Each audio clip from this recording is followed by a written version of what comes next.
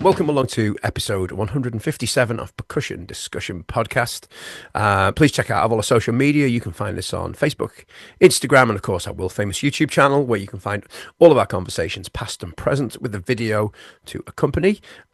Please subscribe. You won't find any adverts to get in the way, but it will make sure that you don't miss any of the upcoming interviews that we've got, and there's some really good ones too. Please also, if you would rather listen on the go, then all of our conversations are available in podcast form. These are free to download from your favorite podcast provider. So please, if you get a second, rate and review. It really helps keep things ticking over. On to today's guest.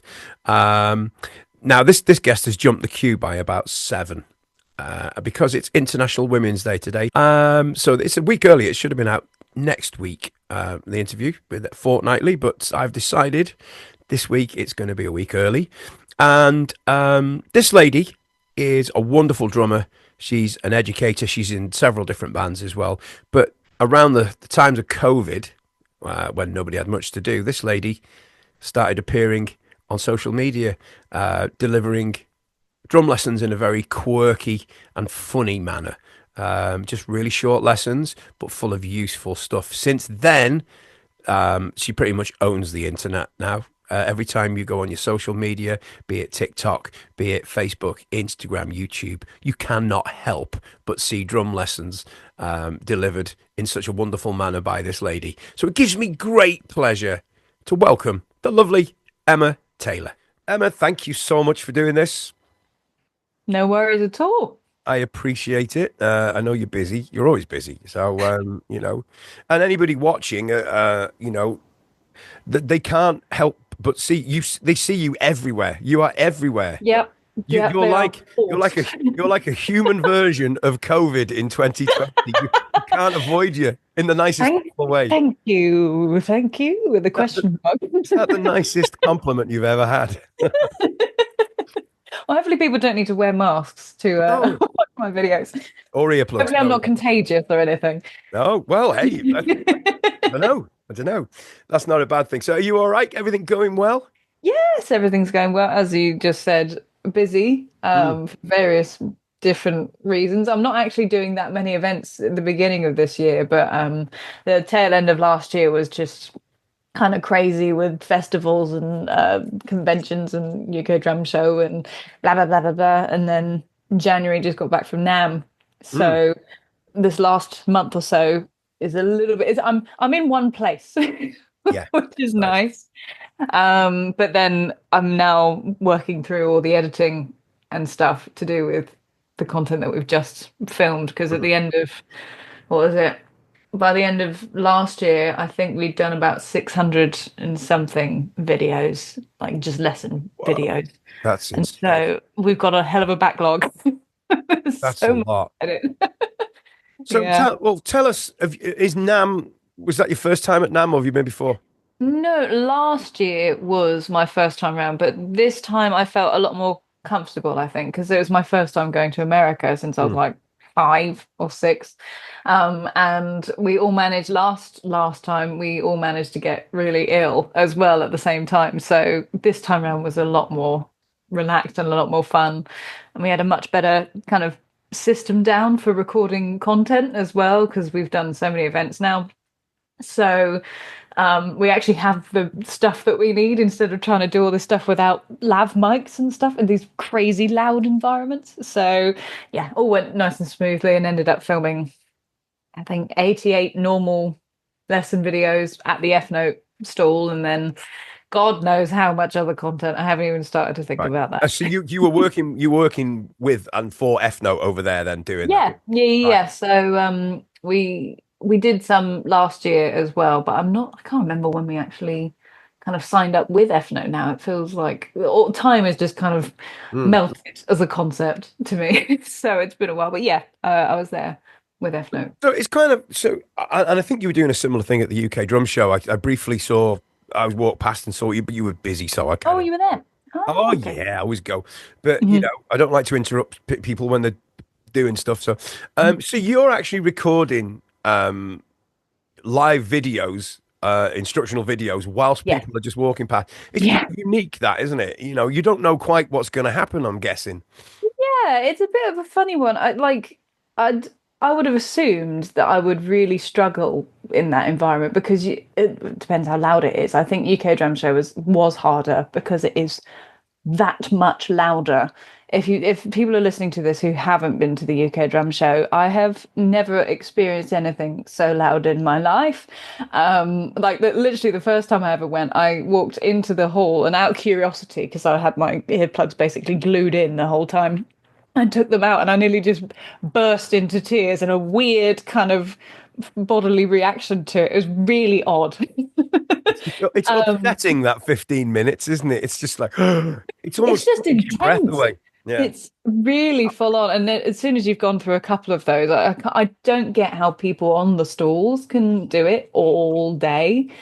They must absolutely go nuts. But yeah, like it's pretty easy really for me, funnily enough.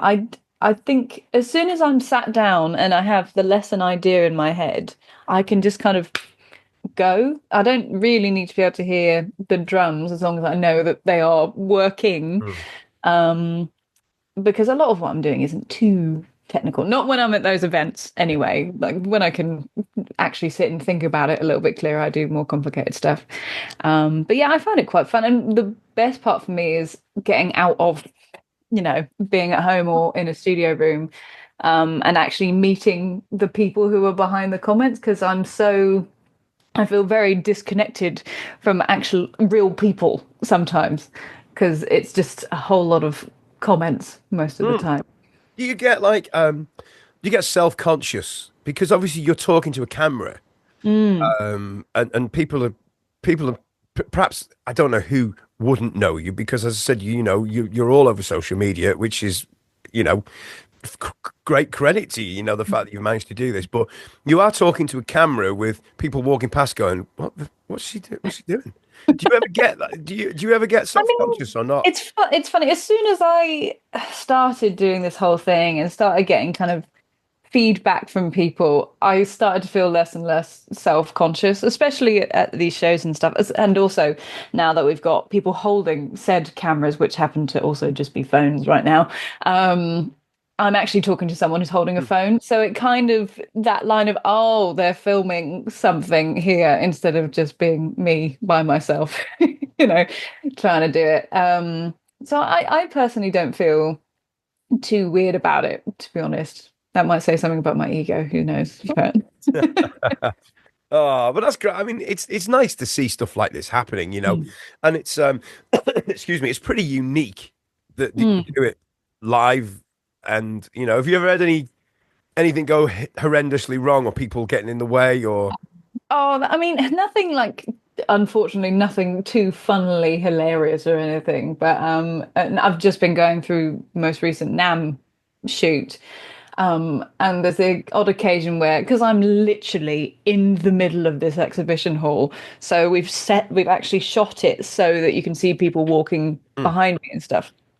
And there's this just, I'm in the middle of doing the spiel, and this guy literally comes about this close, completely oblivious to what's going on. And he actually puts on the headphones next to me to try and listen to what I'm doing. And I'm like, hi, how's it going? But because of the setup, he couldn't hear me, unfortunately. But it was just one of those funny moments. So that happens, but it's mostly people staring at you, waiting for you to finish what you're doing to be able to kind of come and say hi. But that's fine by me.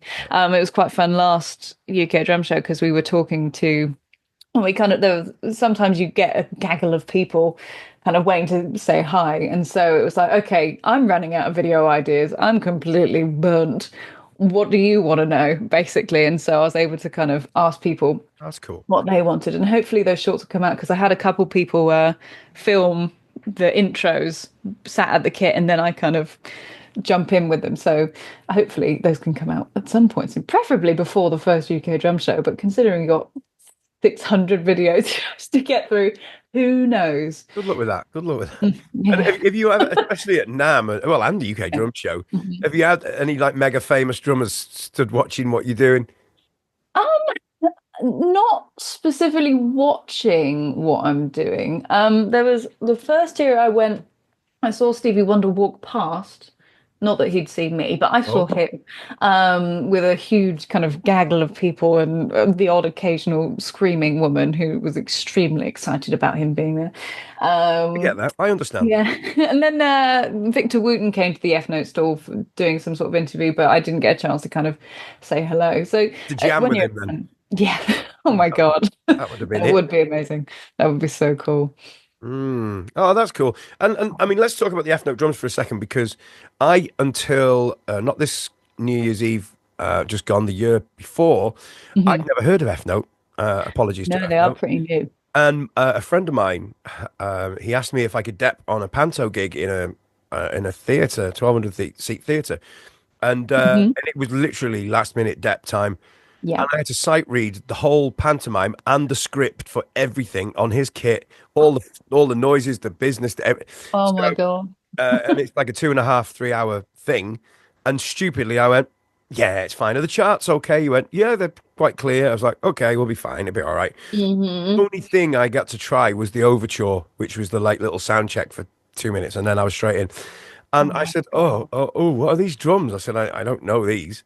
I always use Roland." And Hmm. he Hmm. went, "The F note," and I was like, oof, oof, snobbing me. Do you know what? I absolutely loved playing on them. I was Mm. to to the fact that when I was going to gig number two that evening, I was Hmm. Googling how much are these? How much are they? You tell us about them. Amazing things. Yes, I mean they are amazing. I mean I used to be a Roland girly as well. Hmm. I had a TD3 and then a TD30, so that's kind of I learned on electric basically. So that's been most of my experience. And so I've forgotten if I think they approached me, but it was at least a couple of years ago now. And I ended up trying out the 3X. And the thing that jumped out to me was the cymbals. I don't know how you felt, but like I was quite snobbish as well because I was so kind of Roland, because I'd had it for so long. Hmm. And I just specifically liked how their snare felt on the TD30. But as soon as I kind of sat at this, I was like the feel of the cymbals was kind of unparalleled. And then I with the hi-hat as well, the response of the hi-hat was kind of next level as well. So I was just like, I'm kind of this is promising. And since then I've tried out the Pro, which was just out of this world. I'm not sure if you've ever been able to which one did you have on Well, that gig? I Do you don't know. remember? The drums were physically quite big. Yeah, so that might have been a Pro one because if it was, that was probably 24-bit It was, sound. it was incredible. I loved. There was nothing I didn't like about it. I was sold within. Yeah, Well, I'd played that overture and I was like, yeah, like, and it's I didn't even phenomenal. move anything. I was just like, this, Mhm. apart from there was two floor toms, which I've Mhm. never used ever. So Yeah. it's just, Hmm. I put like Yeah. Swanee whistles and thing on there instead. How did you cope with sound effects and stuff? Because that's just, did you just have a sample pad or something? No, it was all done live. There was whistles and Swanee whistles and mark trees, bell trees. Yeah. And I admit I missed a few. There's certain bits where it's just like, oh no, I No, can't read and pick stuff up quick enough. no, no, Stuff you no. need to hear. But it was better than not having a drummer, I think, Yes. I hope anyway. The It's been music a side, the music side was fine. It's just the other Yeah. bits were a It's bit been a like, long time since I did a theatre show. I kind of, I think I'm done with it, to be honest, because of the just so much reading, which I don't mind, but then it's like how many bells and whistles and weird things. Some people like the challenge of it, but for me, I just I find like it, the reading. I don't like the business side of it. The yeah, somebody's trousers fall down and you miss it. yeah. And he looks at you as if to say, my trousers have just fallen down. It's like, I know, I'm sorry, I mean, I'd probably mess with people at that point. Then you just got to like do it slightly late or do the wrong sound at the wrong time because do it'd be the more up sound funny. instead. Yes. No, that's a real, yeah, that messes with your head totally. You Mm-hmm. know, I was helping a pal out and the money was okay, so I was like, yeah, let's do it. But I got to play these beautiful drums and I was knocked out. I was knocked out. I really was. I mean, this kit here actually, this Mm. tiny drum kit. Not, I mean, I look massive in this frame anyway, but is the F Note Mini, which is the only drum kit that will fit in this very small flat. Okay. And it's what I use for all my teaching. And it is brilliant, in all fairness. My only qualm is that the bass drum is still quite loud, which in a flat is a little bit of an issue. So I'm trying to figure out the best solution for that. I know I saw when I went to the Paris drum show actually, and tested out the like the pad you can put under the Roland Oh, bass drums now. yes, yes. So I'm wondering if that something like that might work for here. Not sure yet. But in terms of the sound, it's great. I think they've kind of modeled it on just the tiny bot kit because looking at the size of this That's tiny crash splash. cymbal stuff. Yeah. So yeah, I think if I was to change anything, I'd probably put a slightly bigger cymbal on it. But I know why they've done what they've done on all of this. So yeah, it's really, really good. But I think I still am leaning towards the Pro just because of the up jump in sound quality and also the touchscreen and stuff was actually really, really good. Whereas this is like kind of black and white still. So there's a couple of things, but the company is so young in the grand scheme. I think it's only about five That's years nothing. old, which is mad. I mean, it was two guys from Roland, actually. I don't know what you know about Fnote, but it's basically Nothing at all. two of the people from Fnote, two engineers, or I'm not really 100% sure, but they basically left and made their own company and decided, you know what, we're going to do this better. And I think they have, to be honest. Mm. So now it's kind of just a case of, okay, how do we show this off to people more and more? One thing I guess that would be really good is if they looked at maybe doing a more accessible one in terms of price range. Mm. But I understand why they go for the more kind of expensive side of things to really just make sure the quality is that good. I get the impression, especially with the pro stuff, that they're really going for world touring drummers or church drummers or that kind of sphere. But Mm. it would be nice because, especially for me, where I'm teaching so much beginner content, it would be really nice to be able to then direct people to a really affordable kit that has F Note written all over it. But maybe I should go and talk to them about Maybe you that. should.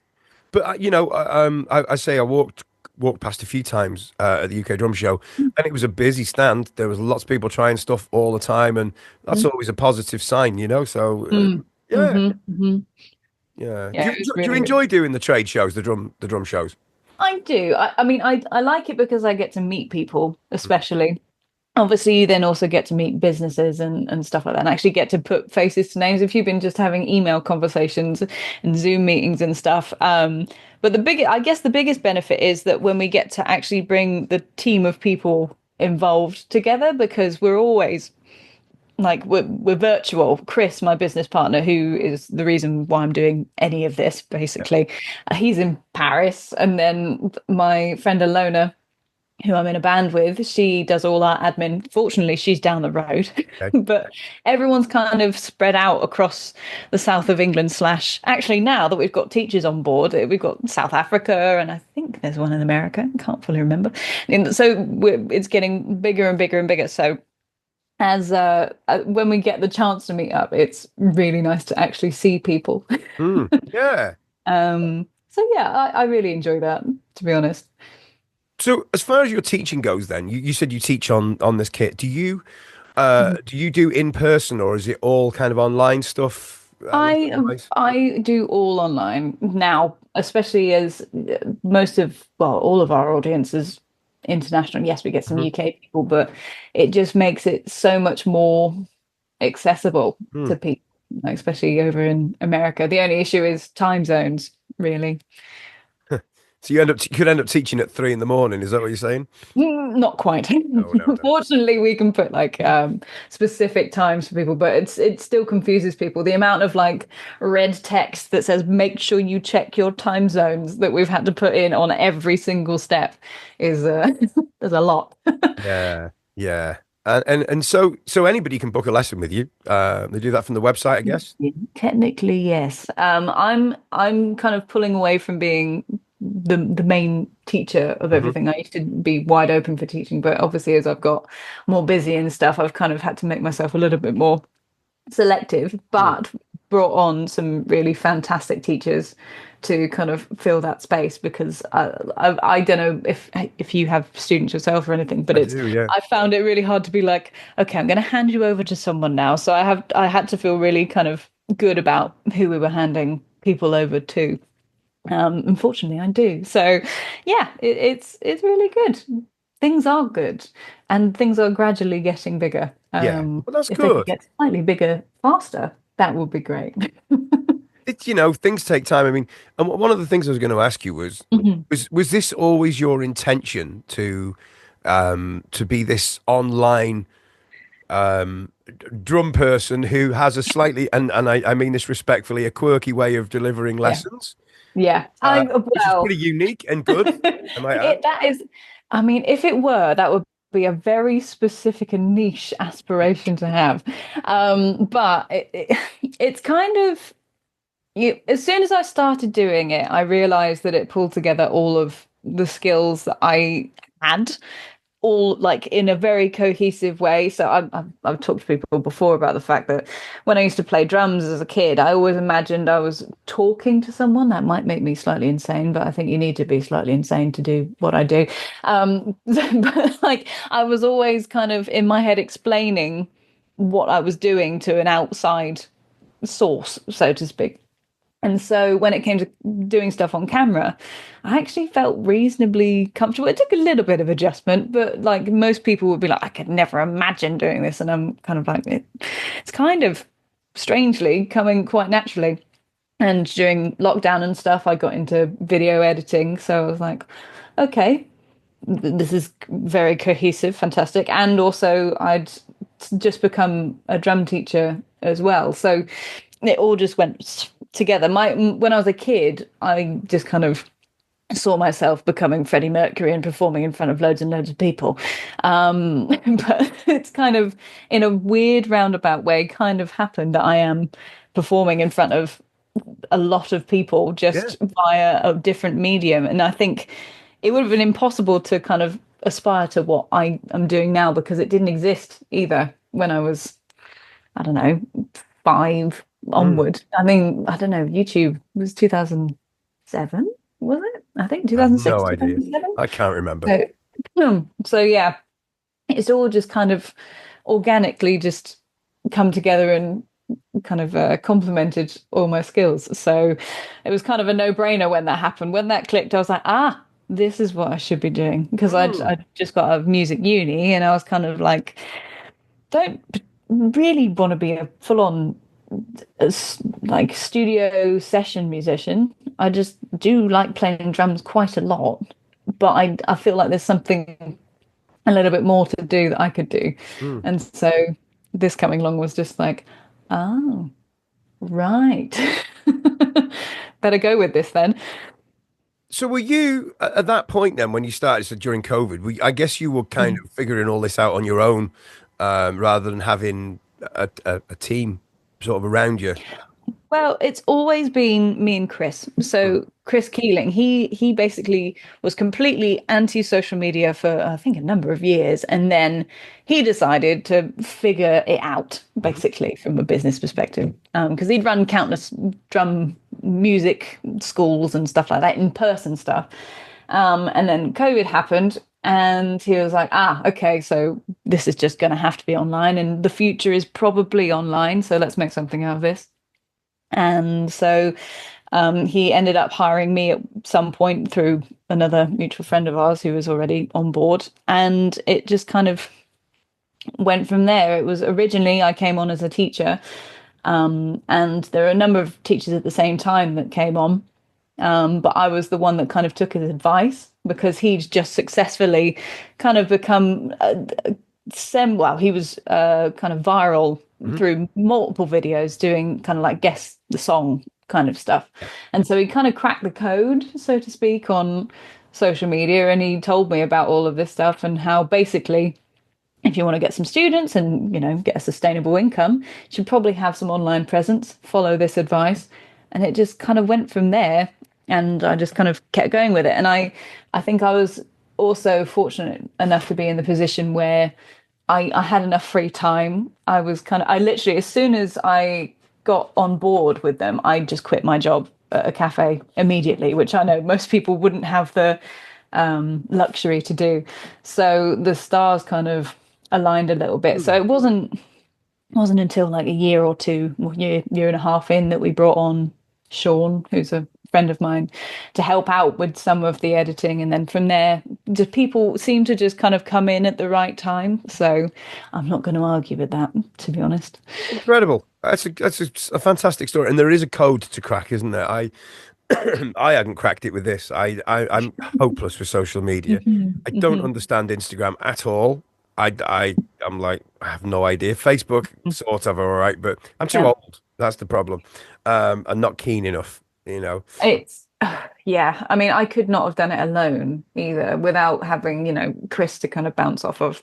I would have stopped Mm. way long ago because it is hard work, and we're even with a team of people trying to make everything happen. I know we post every day and stuff, but it's a lot of work. And a lot of thinking, and it's so easy to get burnt out. And I don't blame anyone for being like, actually, you know what? Don't fancy that. Mm. Don't fancy playing that game. I think especially the kind of I know artists struggle with it, especially because it's like, I am here to do this one specific thing. I'm here to create music. Why do I have to now be a content creator as a second career and a marketer for myself just to be able to do the thing I want to do? So yeah, I get it. Don't blame you, No. in short. So do you do much of the editing yourself as well? I know you got other people who help out with it and things. So are you quite So happy to edit as well? yeah, I mean, from the beginning, I did most of it. Mm. So every video basically you've seen is me editing it. And then Sean came on board. And the way it basically works, it's a very interesting pipeline. So I filmed the raw footage Hmm. and the video, which with mistakes and all sorts of stuff going on. Because often, especially in the beginning, the way I would film is I'd come up with a line, say the line, think about what line would come next, say the next one. Because it was just, I was thinking about how I was going to explain everything. And that's just kind of streamlined over time.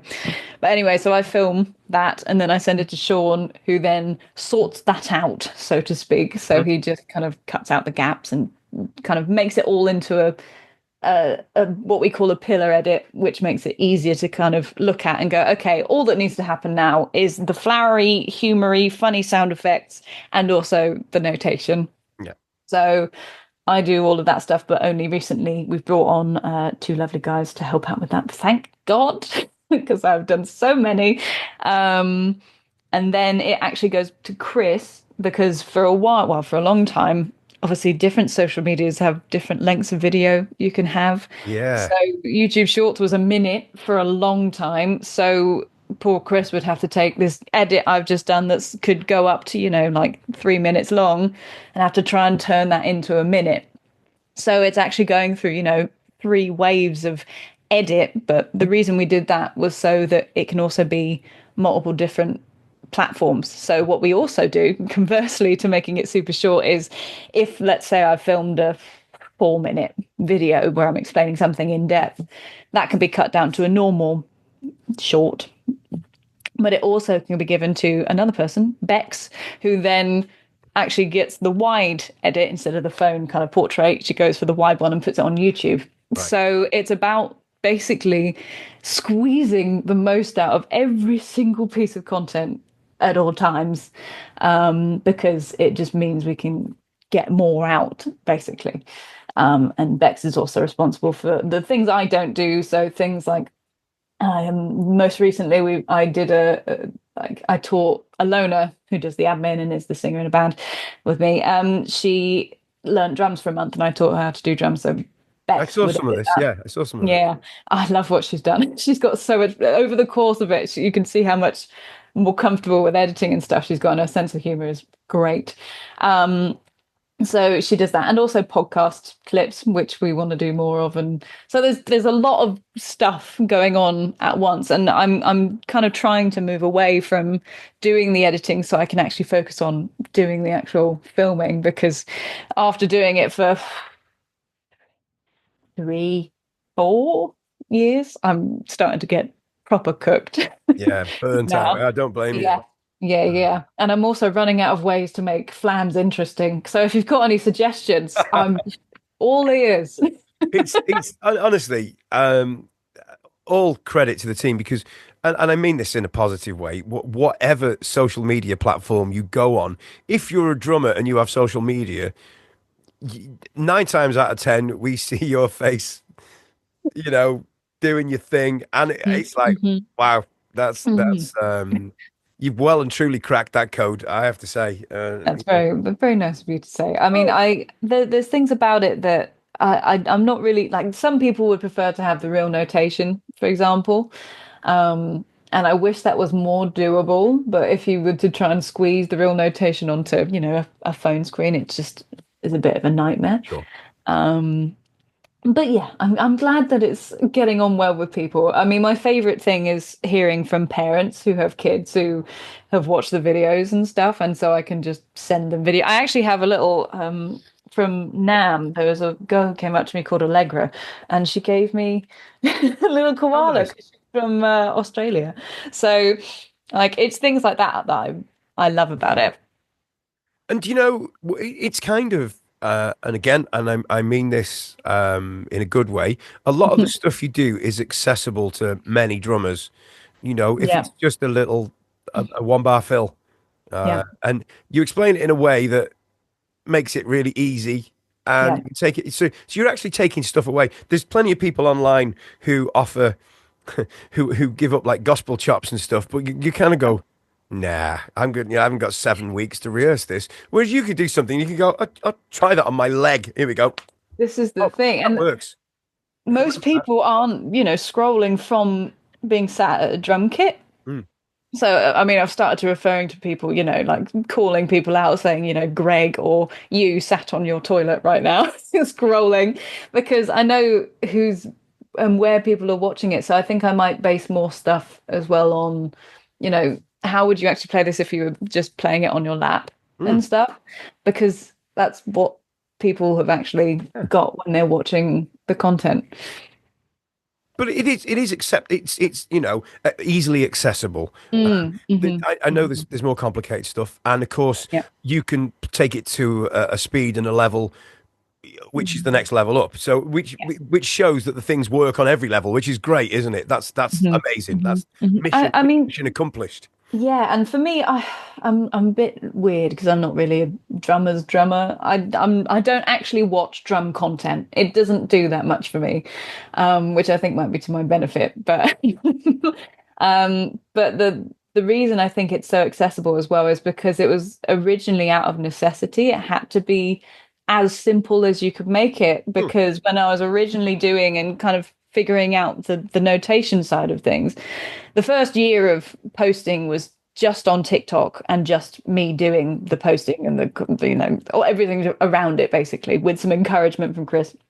And at the time, I could only do the text on my phone on the TikTok editor, which at the time was extremely clunky as well. So I had to really start with quarter note slash eighth note tops notation, which meant I could kind of realize, oh, hang on, literally everything is around probably eighth note hi-hats and everything falls within that. And then everything else is just kind of happen naturally. What I try and do with the notation though is have it mimic positioning that it would have on traditional notation because at least in my mind anyway, as someone who's not brand new to learning, I don't actually know if this is beneficial, but I think it might help people in terms of making that step when they do to actual notation. So like, the bass drum being at the bottom, floor tom, then snare drum and, things like that and having all the cymbals at the top. I feel like that might, who knows? My hope is that it helps people. And I think it also makes it, like you say, it is more accessible because there's such a stigma around notation as well. Yeah, definitely. So because there's a lot of people who don't want to read, and Oh I yeah, don't I yeah. don't play. I mean, I tried to play. Well, I play piano, but I don't. I can't read for toffee. If you gave me like a week, I'd be able to go okay, FACE, and then do the counting up the lines thing. But I am over it. Especially if you're a more advanced player, I Yeah. can understand how you wouldn't want to go backwards in terms of Oh, reading. totally. totally. No, Sure. it's really interesting to hear this, because obviously we see you doing your thing, and they're usually quite brief Mm. clips. So it's nice Yeah. to actually hear the story behind it. So Mm. I appreciate it. I do. Uh, It's all right. so tell us a little bit more about you then. Obviously, we know what you do online, and we've seen you at shows and things. So Mhm. tell us about your journey into drums a little bit. Well, I mean, a couple of months ago, I was talking to my grandparents because I thought that I started playing drums when I was like maybe 5, 6. Mm. Because actually, funny story. The My granddad went out and bought a the toy drum kit thing. It was a pretty decent thing. But he did what I forgot is that it was he bought it out of spite to upset my mum in a Oh, loving way, obviously. Because the idea of a 5, 6 year old hitting a drum kit was, abhorrent. But it turns out I was actually 3. So I started hitting things around then, and I didn't stop hitting it until it broke, and that was years later. I remember the snare drum being basically tape because it had just mm. been absolutely just done over so many times. And then actually, I when I was young, I think I went for one drum lesson, and it didn't go very well because either I couldn't focus on what he was saying, or, well, I mean, I couldn't reach the pedals, first of all. There was a lot of different things. But now in my older years, I realise that might have just been the teacher couldn't cope. But that's just me. Well, Um, I've seen that many times, so yeah. yeah, but I think that there's different ways to teach young kids. But either way, I think it's all panned out just fine.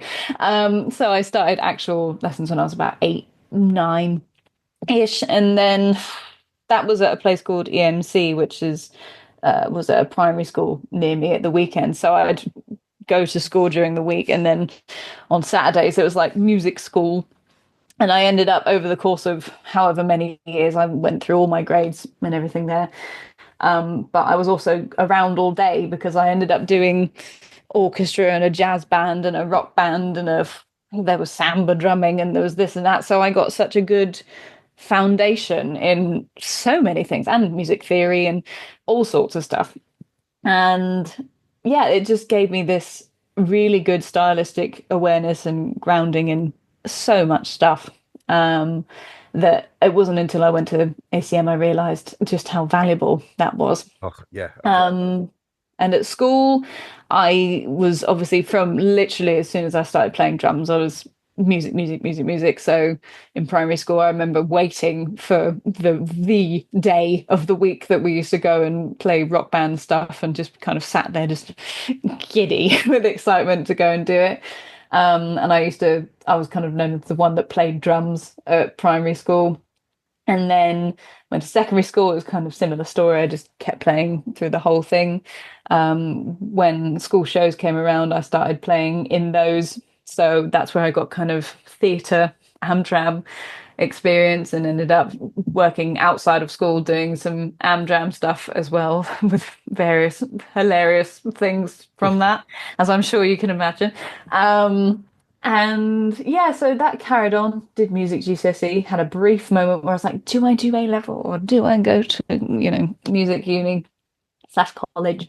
So I chose that in the long run. And so as soon as I finished GCSEs, I went to ACM and did a shortened diploma and then a shortened degree. So in the space of 3 years, basically got a music degree, music performance degree, whatever that's worth. Mm. Um, and then after that, I was kind of, scot-free out in the world, doing the odd gig, doing some Amdram, doing, was I starting to do functions by then? I think I was.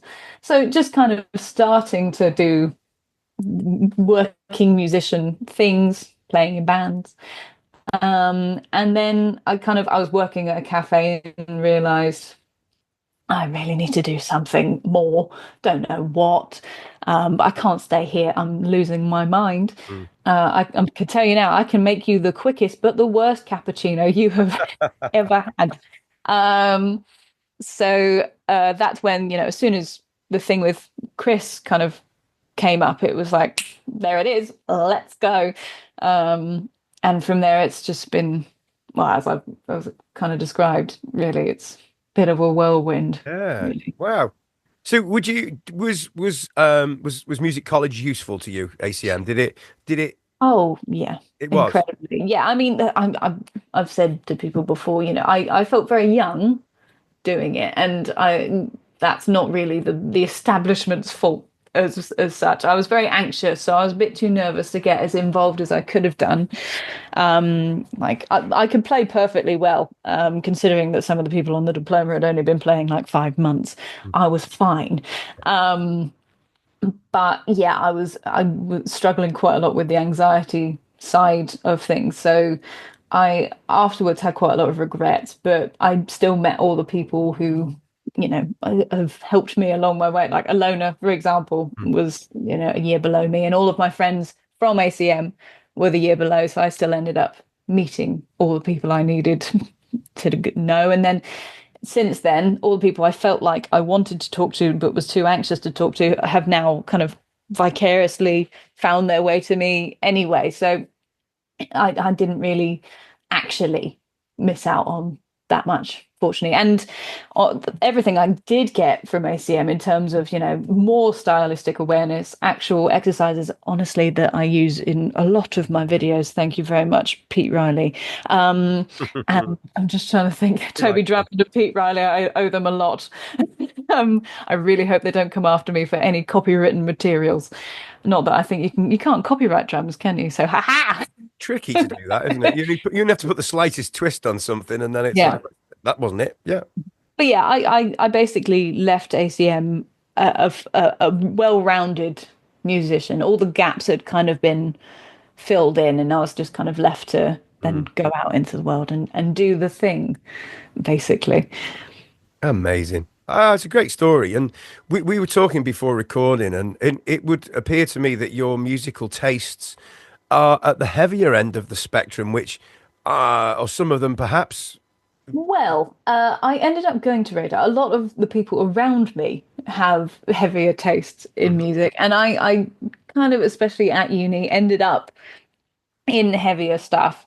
But as my personal music taste is so eclectic, it's just a bit of everything. But I still end up more on the poppier, dancier, funkier Okay.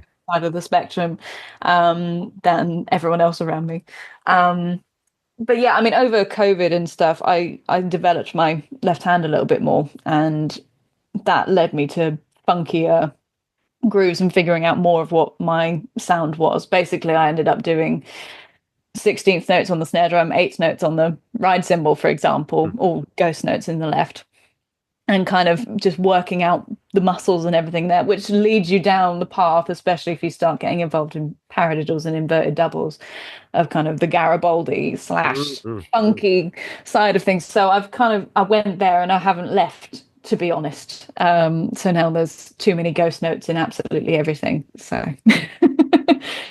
Everyone likes a ghost note, don't they? What's not to like? absolutely, It's like absolutely, it's like a bit of fairy exactly, dust on a groove, isn't it? That's it, really. exactly. I No. mean, the avenue I haven't gone down is double pedal. I've had a double pedal, and it's right down there for 10 years, probably. Mm. Have I actually learned how to play double pedal? No. There's an inch of dust on the left pedal, is there? Legit.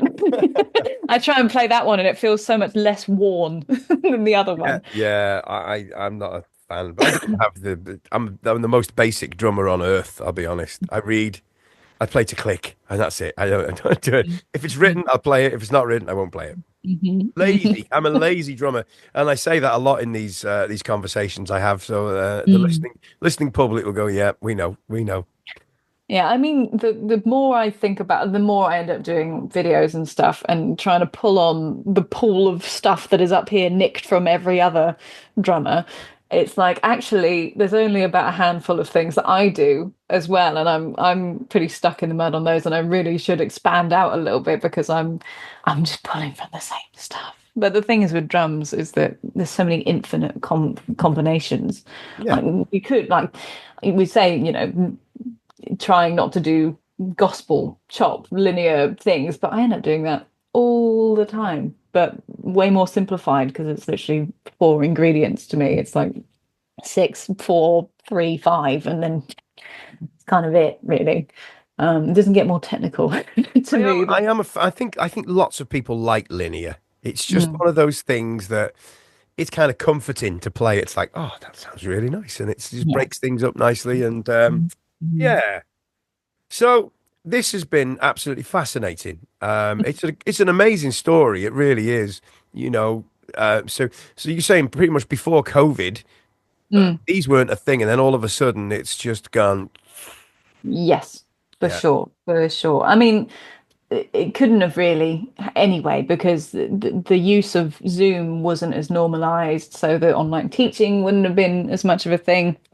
Um, and just people spending time at home doing a new skill as Mm. well. So it kind of all just happened at the right time, to be honest. Well, I started this during COVID just because out of boredom, and Yeah. I put a few clinics on with people. I thought, Yeah. well, I'll speak to them and just keep the Facebook page going. And I got to 5, and I thought that's it now. And now I'm on 156 with 10 recorded. So it's like Wow. it's gone a bit, it's gone out of hand, really. Mhm. That's so cool. It's such a big library of like of people. That's awesome. It's interesting. I'll say that I do enjoy Mhm. it. It's A a lot of labor. footage. Oh yeah, yeah, Yeah. but How are you storing it all? How yeah, many hard drives are we dealing yeah. with? Yeah, a few. I'll be honest. Mhm. But Yeah. it's fun, thanks to people like you who come on and kindly give up your time. No So worries. it's appreciated. So there we go. Thanks ever so much. We will see you, I'm sure, at the UK drum show. Are you doing Yes. the European drum show? I don't think we are. I think we're reserving our batteries a little bit because Yeah. every time we go and do an event, it throws us off completely because we're such a small team. Mm. As soon as we go out and do something, it's like, oh God, our sales, our admin, and the main person doing editing is now off doing something else. So all grinds to a halt. So we probably won't be there this year. No. Well, I promise this time at the UK drum show, I will come and say hello. I'll try and Yes, wait please till you've. do. I'll wait till you've finished your filming. I Oh no, won't I think you should butt straight in. It'd be just put the hilarious. headphones on and have a chat. Yes, yes, Yeah. 100%. Well, thank you Uh, so much for having me. It's been an absolute pleasure, and I have to say thanks to our mutual buddy Adam Yes, Parsons. He big sat. up. Oh, he's a good guy. He's Mhm. helped me so much. So thank you, Adam, and Thank thank you, Emma, and all the best for 2025. Let's hope it's a good year for you. I'm sure it will thank you be. so much. And you. It's been a pleasure. Thank you very much. See you soon. Bye bye. Bye.